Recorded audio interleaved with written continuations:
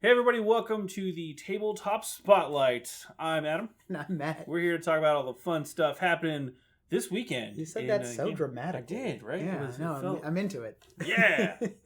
Anyway, Matt, how's it going, dude? I'm doing all right. There's been a lot of news this week, which we were a minute ago before filming trying to sort out what to talk about. And I put my fist down that I want to talk about Magic the Gathering. Yes. Because there's some financial news that I did not understand because I did not read about. But will you explain it to me and the audience? Yes. I actually do have a business degree. So I didn't know that. I'm not, this is not advice or financial advice. I do want to say that caveat real quick. Invest. Don't invest. Buy, sell, low, high. Buy, sell, low. I mean, buy low, sell high. That doesn't sound right. No. This is not official advice. Don't go spending your life savings on my investment. But this is not advice. This is a recap. Basically, Hasbro, the parent company of Wizards of the Coast, as well as a lot of other stuff, they got downgraded by the Bank of America From what to what? Right. From it's in reference to their stock. Okay. Right. Roughly, very high level. I'm not going to get into all the weeds. But they got downgraded from a buy status to an underperform status, which is roughly like 2 notches, I think. So it's not necessarily because that's a very objective kind of thing, right? For the most part, or is there like a literal threshold of if you're 17% something, then whatever. Again, I'm not a financial guy. Again, very, very high level. Going from buy, which is basically a recommendation from the Bank of America to purchase something. Like in this case, it would be their stock, I believe. So, if going from recommending to buy the stock to recommending it be considered an underperforming stock, means that they basically think that the stock is overvalued. Sure. And so it is not worth purchasing currently. And in relation to this, their stock price drops, or I don't know if it's directly because of this, but it dropped 5%-ish. There's been a couple products that Magic has released lately, and by a couple, I mean a lot. Yeah, more than a couple. And obviously the big one that is probably on everyone's mind is the $1,000 30th. Before we get to that, real quick, just one last thing on the business side too. The downgrade rating, or sorry, not the downgrade, the stock drop or the downgrade rating from Bank of America is based on their analyst opinion of the stock. Right. So they take a look at the financials, they took a look at the company portfolio, they take a look at past performance. There's a whole lot of factors that go into these ratings. Right. And that's how versus it being an objective, they are spending more than they're making or whatever. It's all just this isn't doing as well, we think. They certainly know what they're talking about for the most part, but it is still just it's a both and. So they do objectively look at the numbers, the financial side of things, but then they also make it's an analyst's job to make inferences and to notice things about the company and be like, hey, this company's not doing this isn't like an analyst calls up his buddy that plays Magic and go, what do you think of the current set? Oh, it's terrible. Downgrade that stock. Yeah, okay. No, there was some deep analysis that went into this. So it wasn't just on a whim they downgraded it. So speaking of the factors, one of the factors, like you were saying. Yeah, I've played Magic for a very long time. Since I got started in Fallen Empires, which is I think the first set to have a name. Maybe not. I'd have to double check. Either way, I've been playing since basically Magic started, with a couple off seasons here and there. Sure. But it used to be so easy to keep up. It used to be one block or one set every 3-ish months, and then every 3 sets made a block, and that was it. That was the routine. Maybe once in a while there would be a special thing. Yeah. But in the last 5 to 10 years, there's just been so much. Maybe not quite 10, maybe 5 to 7 years. Sure. Because there's just all the Secret Lair stuff that is coming out now, all of the which we just got, and you can watch on YouTube. That one's cool though. All the other ones are, but I mean, the products are all good, and I do like all like the commander sets that are coming out, and all the special $1,000 anniversary boxes or boosters that are coming out.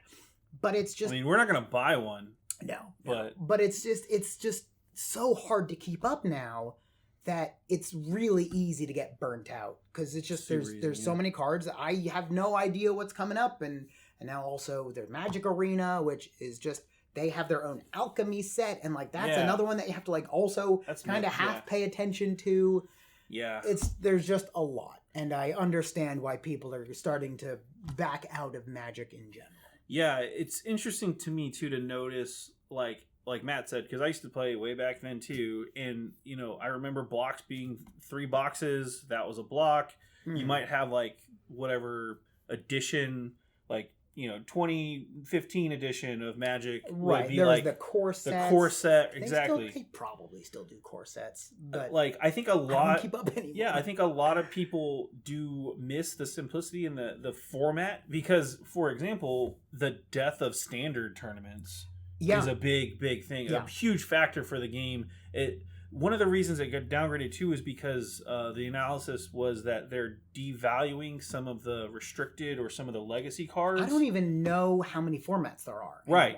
That's another problem. So many little, like, there's historic and legacy and standard and modern and pauper, which again, pauper is kind of like a weird offshoot, but like there's just so many different. The commander format seems to be like the casual, how we want you to play, because you can just play with your collection, you know, play with your friends with these weird commander rules, which again, that was really a fan format. Yeah, oh yeah, that 100%. Was adopted by Wizards, and now and they're it was producing... Elder Dragon Highlander. Yeah, EDH. yeah. So, you know, I always thought that Magic's big moneymaker was always standard, right? They used to run the big tournaments, and those are gone, or move to a digital format or something like that. So, yeah, I mean, because Arena still does events, and you know, and I think that's the other thing too, is like everybody, like, it feels like Wizards is trying to really, for one thing, milk the community, but also really hit the digital side, because they probably make more money directly, if I had to guess, off the digital products. There's no overhead. Costs are so low. Right. Just all you have to do is like design the card and then just copy paste and you're done. Right. Or yeah, exactly. Like if you pay, was it $3 a pack online still? Well, it's based on gems and gold, so I'd have to do the conversions. But yeah, I mean, it's about the same. But then also, I mean, you get packs really easily for free just by playing. But you don't get a full 15 card pack, no, right? You get, what is it? 1, 2, you get like 8 cards, I think. Yeah. So again, point being, it's way cheaper, less overhead for them to just take your money from Arena versus having to go through a middleman in a store with standard. Yeah. But they still want to support stores and the Magic players, like the physical Magic players, because that helps keep the value of cards up, right, in the secondary market. And that's like the community building at, like, everyone I play with on Arena, I don't know who that is. Right. I'm never gonna speak to them. Yeah, he never even friended me on Arena, so it's one of those things, like, he has no idea who you are when you play him. Right. No, it's true. Yeah. But there is supposed to be a Magic community that is also sort of falling apart, and whether or not that has anything to do with the devaluing of the downgrading of the stock, I think that's a side effect. Like, it's just Magic is losing track of what it is and what it wants to be and where it's going. It just feels like in this weird spreading themselves too thin, trying to do all these things at once. Yeah. Trying to, like, you know, with all the Secret Lair stuff. Again, I do like the idea of Secret Lair, but it's just trying to, like, do all these things at once and bring in this new crowd, a new audience, but then, like, all these new people are coming in, but they don't really know what to do because there's no clearly defined, like, standard set anymore. Right. It's just, it's muddy. Yeah, they've muddied the waters to the point where nobody knows what. Like, I don't think that I could bring a deck to a Friday Night Magic event, if those are even a thing anymore. I was thinking that earlier. Yeah. They probably are, but like, even I don't with think it's friends, official. Like, yeah, I wouldn't be able to just bring a deck. We'd have to, like, coordinate. All right, what are we playing this night? Are we playing Commander? No? Okay. Are we playing Standard? Well, let's use which block are we playing from? Right. I still have I want to play Crimson Vow, that block with the vampires and werewolves. Well, because Like there there was the Kamigawa 3 neon Kamigawa set. Yeah. I was like, I would love to play that set, just that set. But so one of the nice things about, because I have my core group of Magic friends that we played with for ages, it got to the point where we just knew each other's decks well enough to be like, oh, you're playing that deck, I'll play this one then, and we just knew. Mm-hmm. But that's because we had our own little community, which we understood. As soon as you try to expand beyond that, it just immediately falls apart because of the lack of coordination and balance. And I don't know. It's rough because I do love Magic, but it's in a weird space right now. Yeah, and I think Hasbro's also suffering from other factors besides just the Wizard of the Coast specific Magic stuff too. I know that their stock price was up to $100 at one point, and it's was down to 60 last time I checked. So there's other factors going on. Again, not financial advice, but does that mean it's a good time to buy if they're so low? I don't know. There's other factors. It might get lower. Who knows? Yeah, there's a lot of factors in the world with supply chain stuff. All those issues going on right now too. There's been issues at the port, just to get products into the U.S. as well, right. Which we'll talk about on the next segment here in a bit. But there's other factors going on.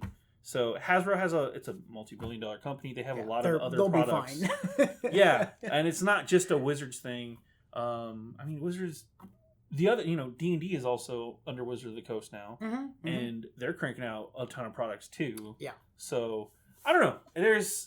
It's been an interesting week to see this going on. I think is my final thought on Magic and the state of Magic. I know the community is not happy right now. Yeah. Just the sheer number of products. You showed me that graph the other day. There was this graph I saw at some point semi-recently where it just charted by year the number of sets that were released per year. And I guess if I'm doing it mirrored. But on the left was 95 or whatever. And there was the alpha and beta. And then, as you go, it just keeps increasing. And by the end, there's 20 different sets and special editions and secret lair and commander sets and it's like I said, it's just impossible to keep up unless that is your singular hobby, which I'm not saying is a bad thing, but I like a lot of other games, which we will be talking about soon. Yeah, and I really wish that they had that old block format. Yeah, it was just clean. Easy and understandable. Yeah, it was hey, you buy from the core set, you get the 3 blocks that made your standard series set, and you could just play that at a tournament or competitive level. You knew what everybody was using. Yeah. And then if you wanted to get goofy and play Commander, you were doing your own thing anyway. Right. So. And if you were playing Legacy, you'd spend $2,000 on a deck and still lose. Accurate. Yeah.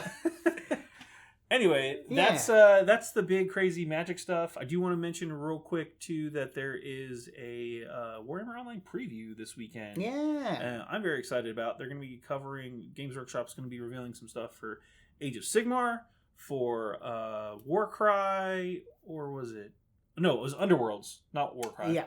So Age of Sigmar, Warcry, Necromunda, and also 40K, obviously. So. Sure. That's going to be exciting stuff because they are promising to show off some new minis and new rules. Hey, so everybody loves that stuff. So, for sure. I'm very curious to see where they're going to take those games at this point because they're all kind of at a weird crossroad nexus of the roadmaps they've put out previously are kind of over now. Mm-hmm. So there's the new frontier ahead of us, and we don't know 40K in particular. We know Khorne's coming with the World Eaters. Sure. But what's after?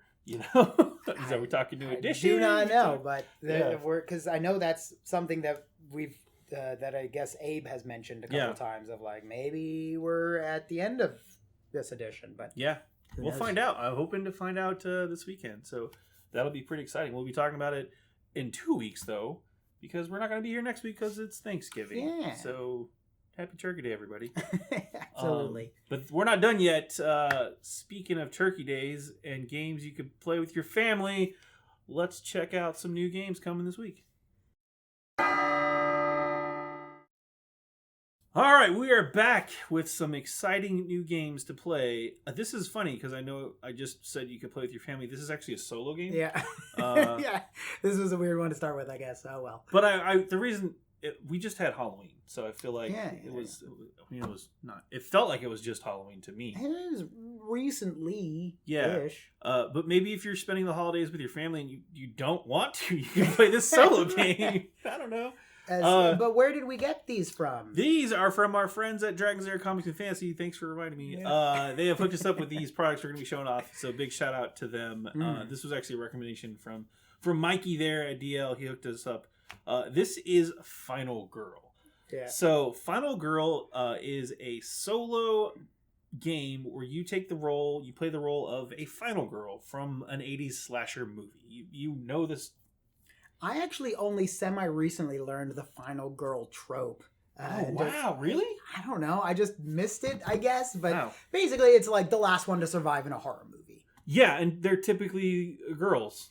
I mean, that has been the case for a while. I think now anyone can be a final girl if you believe it in your heart. Right, and you kill the other competitors. I mean, survivors. Right, I mean, don't... Right, no, you run faster than they do. Yeah, you don't have to outswim the shark. You just have to outswim the person next to you. I'm a good swimmer. Yeah.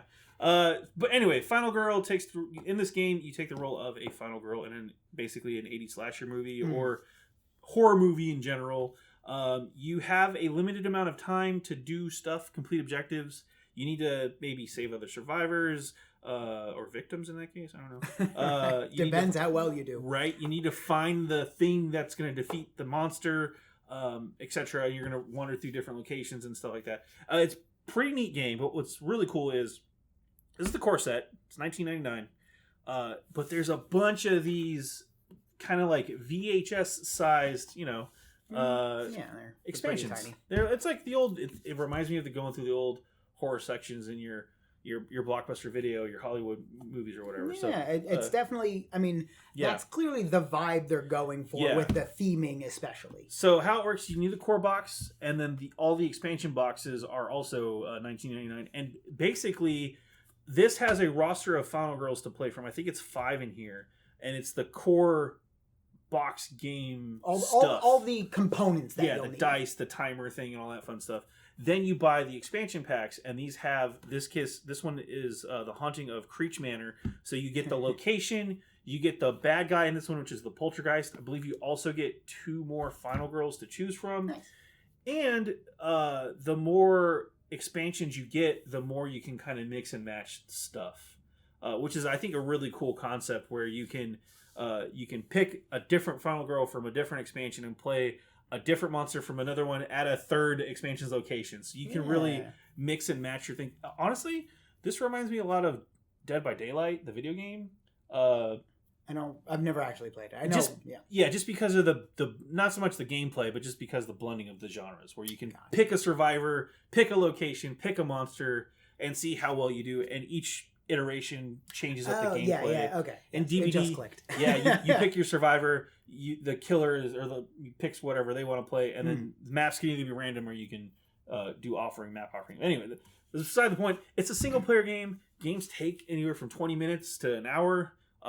Ages 14 and up. Obviously, it's a little bit more mature because of the theme, but it looks really cool. I think this would be a really fun game to try out, especially if you like solo survival mode. So. I really like solo games, and it's pretty rare to find one that is designed from the ground up to be a solo game, because you'll you'll get plenty of games like, for example, Mage Knight is one of my favorite board games. Yeah, but it was designed as like a board game, and also the solo mode just kind of happens to be the best one. Yeah, but games like Final Girl are designed to be a solo game and balanced with that in mind, and I think it's really nice to see when games do that. Yeah, it looks neat. Final goal. That'd be a different one. Final Girl out now. Again, you do need to buy the core box and an adventure pack. You can get multiple adventure packs. Go check them out. Yeah, they're both $19.99. Check them out. I'm gonna go the complete opposite direction with Verdant. Verdant is a tableau building game about making your house filled with plants. And I know plenty of people who would love the theming of this game. But basically, it's similar to... I'm trying to remember a game we looked at a few weeks ago. I don't remember the name of it, not important. But essentially what you're doing is each turn you are... Was it the door game? Yes, it was the door game. Yeah. Don't worry about it. Keep going. Yes, all right. Tableau. Right, so basically what you're doing is you are building a grid of rooms and plants. And it's sort of a checkerboard with, the rooms are one type of card and the plants are another.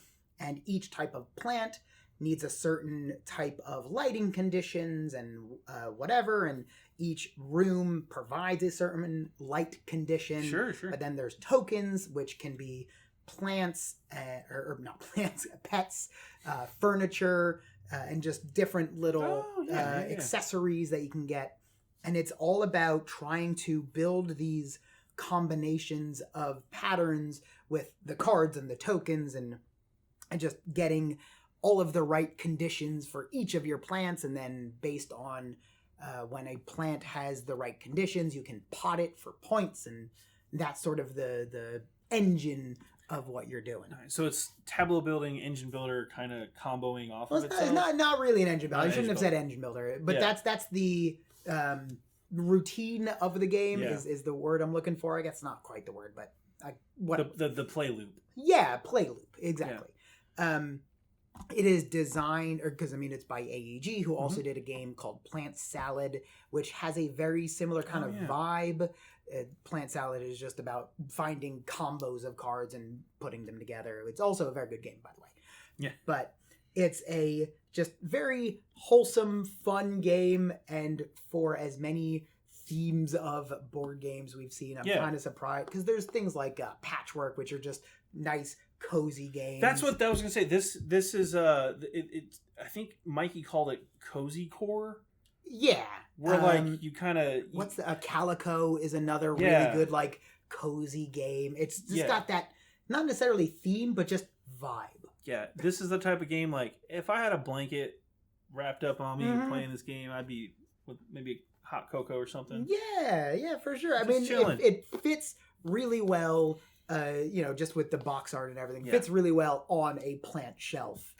So it's that kind of very vibe, green aesthetic. Yeah, which is appropriate because the name is Verdant. So if you're into that sort of game and vibe and aesthetic, Verdant might be right up your alley. Very cool. Speaking of games that are right up my alley, hey, boom, Scarlet Keys is out. I'm super excited about this. We've talked about this for I think 3 weeks now. We got, because the Investigator box came out early because of shipping stuff, like we mentioned earlier. Obviously shipping's been a little weird for the past 2 years. That's why you said that. There's another reason too, but I'll get to that in a minute. But the Scarlet Keys, the actual campaign expansion is out, wide release now. Should be in all your favorite local gaming stores. This one is really cool because it's the first kind of global hopping game of Arkham Horror, and it's also supposed to be a non-linear type of a game. Most of the campaigns in Arkham Horror, you sit down and you kind of follow the campaign from the first story, and you do each one in order. There's typically eight missions or so in a campaign, 8-ish missions, and they're very linear storyline. You follow the plot through, right? Yeah. This one is a bit more open-ended, spy versus spy, more like. Oh. So they being Fantasy Flight Games and Arcanite Books. I forgot the name of the company now. They do all the soft cover books, not soft. That's a very different type of book. Soft cover books, the novels for Arkham Horror. They just had the Secrets in Scarlet book, which I read, and I had a feeling that this was tied together because it was that's a weird name, and this is Scarlet Keys experience. They are tied together. Yeah. This box is neat because you are hopping from different locations around the world to try to find these items called keys. They aren't necessarily a physical key, but they're magical items that are imbued with powers, like a Horcrux. Yeah, in a lot of ways, except they're typically red, so they have a scarlet theme with them, which makes them really easy to spot if you think about it. But aside from that, if they were in a point and click adventure, they would have that little glow. yeah. Or if it was like an old timey cartoon, it was like that doesn't fit in the background exactly. It's got a different kind of mat to it. Yeah, the animation's just slightly off. You can tell they're gonna pick that up. Yeah, exactly. It was one of those situations.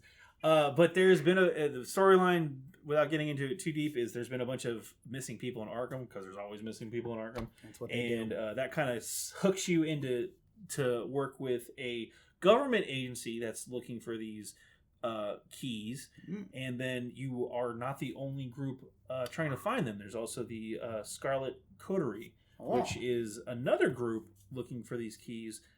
That are they good guys or bad guys? It's kind of the toss-up. The Red Coterie, sorry, not Scarlet. Scarlet Keys is different, but it's all red.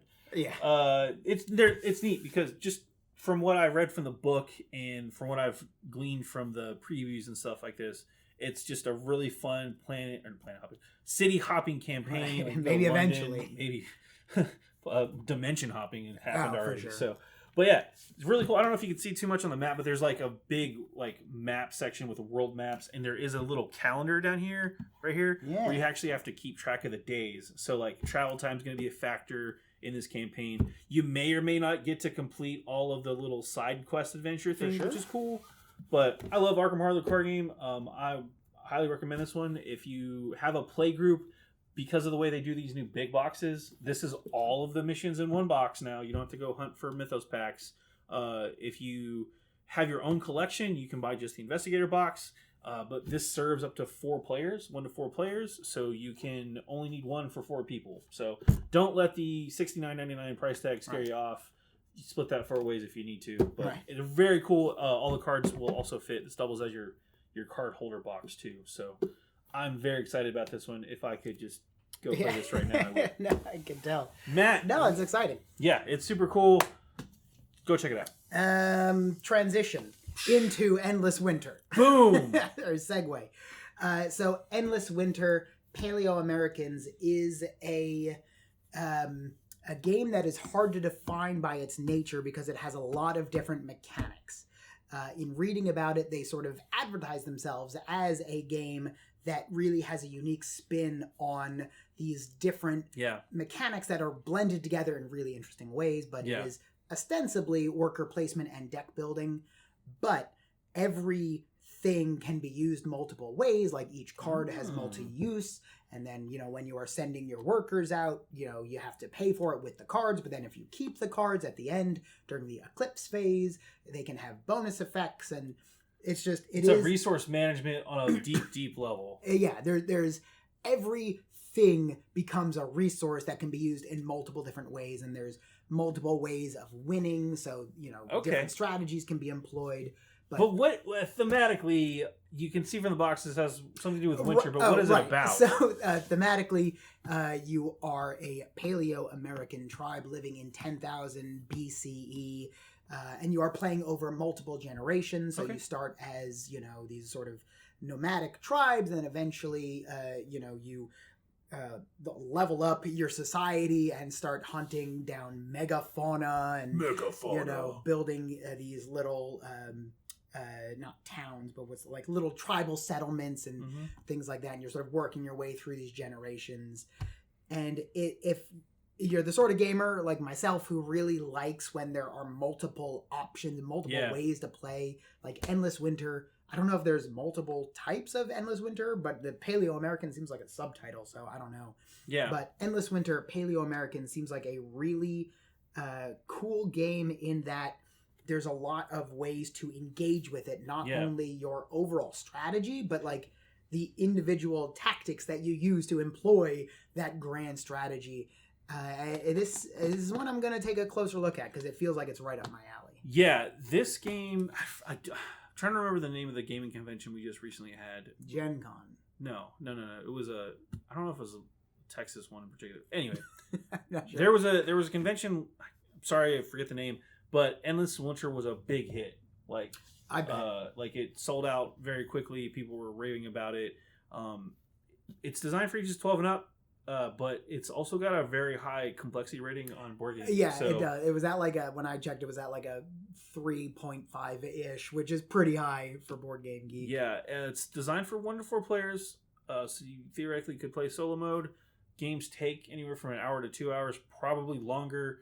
If you have some friends with analysis paralysis and you know who you are, it's going to take longer than 2 hours. Yeah, I can tell you that right now. Just like Matt was saying, because everything can be used as a resource. Yeah, there are a lot of different mechanics that sort of all go into it, and like you were sort of alluding to, I expect this to be one of those games that, like, if you really want, you might have to check a store or two, because they might sell out. It just it feels like that. This is my premonition of the future, that Endless Winter will be hard to get a hold of pretty soon. I think $60 is going to be a really good price point for this game, just based on the heft and also the complexity. Yeah, it looks cool. Component wise, looks very impressive as well. A lot of stuff going on here, and I like that deep, like not tactical. The gameplay options, right? Yeah, a lot of different ways to win, and also the fact that you can hunt megafauna, which is just fun to say. Yeah, I like any game that has megafauna. Me too. Well, yeah, sure. Oh. That has multiple paths to victory. Yeah, so that is Endless Winter Paleo Americans. Very cool. Speaking of megafauna, it has nothing to do with this next game, unless you talk about apex predators known as zombies. Sure. That was a long stretch. This is Zombicide Dead or Alive, and this is also the root of all my shipping frustrations. Not really. So? I actually backed this one on Kickstarter, and just been waiting for shipping. It was supposed to ship, I think, last year at some point, like around this time last year. Then I got pushed to like March. Yeah. And I had to fill out like a 2021 form. Was a rough year. I filled out a form to be like, hey, I moved. I need a change of address. I got that updated and everything, and then March came around and was like, nope, just kidding. And then now it's November and it's in stores.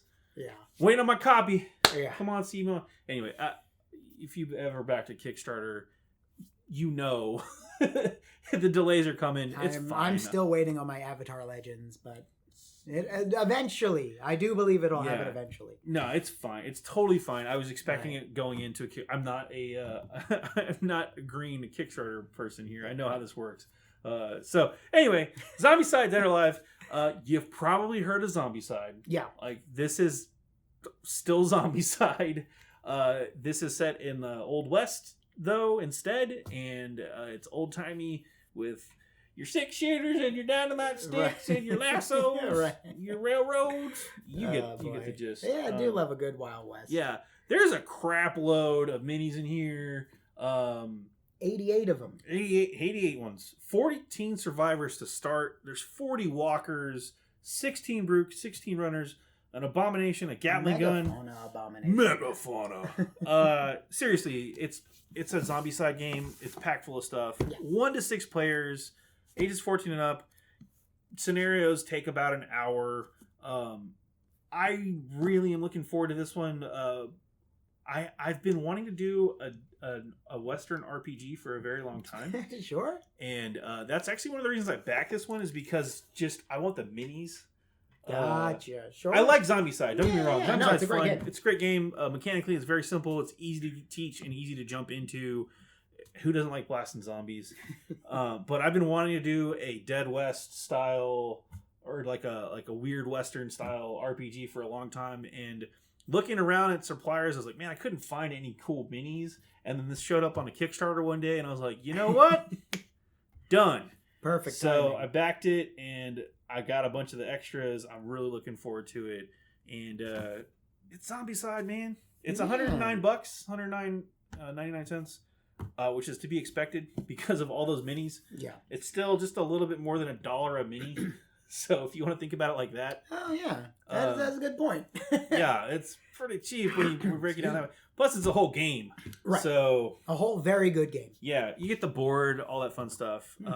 If you're a fan of Westerns, and I know it's a dying breed, but like, this is the undead. Well, because zombies had like too much zombies everywhere, but it's sort of like stabilized now. So games like Zombicide, I feel like, aren't as immediately like, oh, I'm done with zombies. Yeah. Like, zombies can come back now, I think. Zombies do come back. That is the one thing they're really good at. Yeah, so I'm looking forward to cracking this box open. Yeah, I've been waiting for like 2 years. Oh, wow. A year and a half at least for shipping to sort itself. 2020 was a messed up year anyway, so... Right. Did something happen? Did something... It was like a zombie pandemic or something? No, that's not right.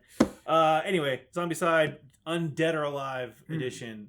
And I also think because it's Zombicide, and I could be wrong about this, but I don't see why you couldn't mix your old characters with this too, because it's Zombicide. I mean, it might get a little weird with the guns and stuff, but just very like anachronistic. Is that the word I'm looking for? Yeah, I know what you mean. Yeah. Whatever. I want them a little time displacement stuff never hurt anyone. Right, Doc Brown.